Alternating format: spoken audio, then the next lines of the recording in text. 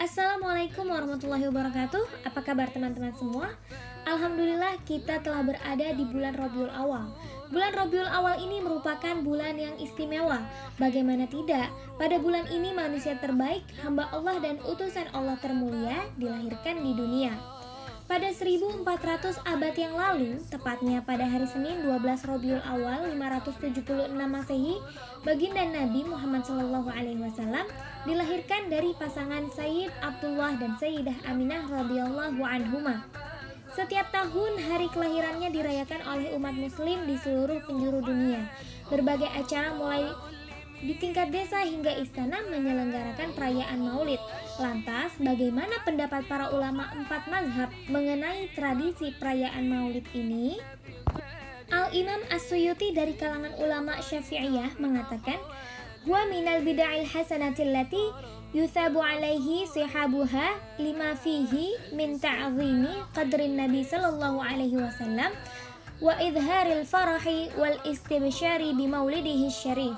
Yang artinya, perayaan Maulid termasuk bid'ah yang baik, pelakunya mendapatkan pahala, sebab di dalamnya terdapat sisi mengagungkan derajat Nabi Shallallahu Alaihi Wasallam dan menampakkan kegembiraan dengan waktu dilahirkannya Rasulullah Shallallahu Alaihi Wasallam. Dalam kesempatan yang lain, beliau mengatakan, yustahabbu lana idharus syukri bi maulidihi sallallahu alaihi wasallam wal ijtima'u wa it'amut ti'ami wa nahwu dhalika min wujuhil qurbati wa idharil masarrat. Yang artinya, sunnah bagi kami untuk memperlihatkan rasa syukur dengan cara memperingati maulid Rasulullah SAW, berkumpul, membagikan makanan, dan beberapa hal lain dari berbagai macam bentuk ibadah dan luapan kegembiraan. Dari kalangan Hanafiyah, Syekh Ibnu Abidin mengatakan, "I'lam anna minal bid'il mahmudah amal al-maulid syarif minasy-syahril ladzi wulida fihi sallallahu alaihi wasallam." Yang artinya, ketahuilah bahwa salah satu bid'ah yang terpuji adalah perayaan Maulid Nabi pada bulan dilahirkannya Rasulullah Shallallahu Alaihi Wasallam. Bahkan setiap tempat yang di dalamnya dibacakan sejarah hidup Nabi akan dikelilingi malaikat dan dipenuhi rahmat serta ridha Allah Subhanahu Wa Taala. Al-Imam Ibnul Hajj, ulama dari kalangan mazhab Maliki, mengatakan, "Ma min baitin au mahalin au masjid quri'a fihi maulidun Nabi sallallahu alaihi wasallam illa haffatil malaikatu ahla dzalikal makani wa ammahumullahu ta'ala birrahmati warridwan." Yang artinya, tidaklah suatu rumah atau tempat yang di dalamnya dibacakan maulid Nabi Muhammad SAW kecuali malaikat mengelilingi penghuni tempat tersebut dan Allah memberikan mereka limpahan rahmat dan keridhaan. Al-Imam Ibnu Taimiyah dari kalangan mazhab Hambali mengatakan, "Fata'zimul maulidi wattikhadhuhu mausiman qad yaf'aluhu ba'dun nasi wa yakunu lahu fihi ajrun 'azimun li husni qasdihi wa ta'zimihi li Rasulillah sallallahu alaihi wasallam." Yang artinya, mengagungkan maulid Nabi dan menjadikannya sebagai hari raya telah dilakukan oleh sebagian manusia dan mereka mendapat pahala besar atas tradisi tersebut karena niat baiknya dan karena telah mengagungkan Rasulullah Shallallahu Alaihi Wasallam. Bahkan merayakan maulid Nabi bisa menjadi wajib bila menjadi sarana dakwah yang efektif untuk menandingi perayaan-perayaan lain yang terdapat banyak kemunkaran di dalamnya. Asy-Syaikh Al-Mubashir At-Tarazi menegaskan, "Innal ihtifala bi dzikral maulidin nabawi syarif asbaha wajiba asasiyan limuwajahati mastujidda minal ihtifalati dharrati fi hadhil ayyam." Yang artinya, sesungguhnya perayaan maulid Nabi menjadi wajib yang bersifat siasat untuk menandingi perayaan-perayaan lain yang membahayakan pada hari ini. Dari beberapa keterangan ini dapat disimpulkan bahwa tradisi merayakan maulid Nabi merupakan bid'ah yang baik yang disunahkan, meski tidak pernah dilakukan pada zaman Nabi Muhammad SAW, namun dikerjakan oleh para tabi'in dan ulama-ulama salafus soleh. karena di dalamnya terdapat sisi mengagungkan dan kecintaan kepada Rasulullah, seperti berzikir bersama, membaca Al-Quran, membaca sholawat, dan juga mendengarkan tausiah. Bahkan hukum merayakan maulid bisa menjadi wajib bila menjadi sarana dakwah yang paling efektif untuk mengimbangi acara-acara yang membahayakan moral bangsa. Penjelasan ini disimpulkan dari Syekh Yusuf Khattar Muhammad dari kitab Al-Mawsu'ah Al-Yusufiyah juz 1 halaman 407. Menurut Habib Geis Assegaf, seorang dai lulusan Al-Azhar Kairo dan S2 UIN Jakarta, beliau mengatakan peringatan Maulid Nabi Shallallahu Alaihi Wasallam sesungguhnya bukan bid'ah yang dihukumi ahli neraka. Bagaimana mungkin orang bersolawat kepada nabinya masuk api neraka? Justru peringatan Maulid Nabi hukumnya hampir menjadi wajib di zaman sekarang, di mana banyak orang yang tidak mengenal nabinya.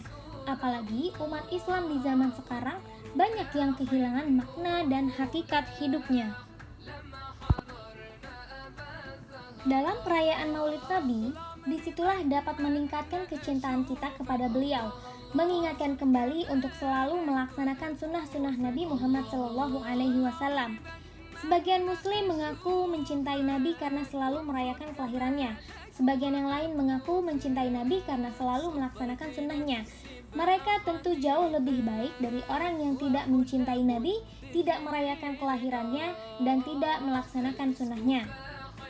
Ketika di luar sana ada beberapa orang yang menghina, menuduh, mencaci Nabi dengan segala hinaan, maka kita yang mengaku sebagai umatnya sangat pantas untuk mengungkapkan rasa cinta kepada nabinya dan memperkokoh cinta kepada nabinya. Kita semua tahu bahwa hinaan dan cacian yang dilontarkan kepada Nabi Muhammad tidak hanya terjadi pada saat ini saja. Ketika beliau masih hidup pun jauh lebih parah dan lebih menyakitkan.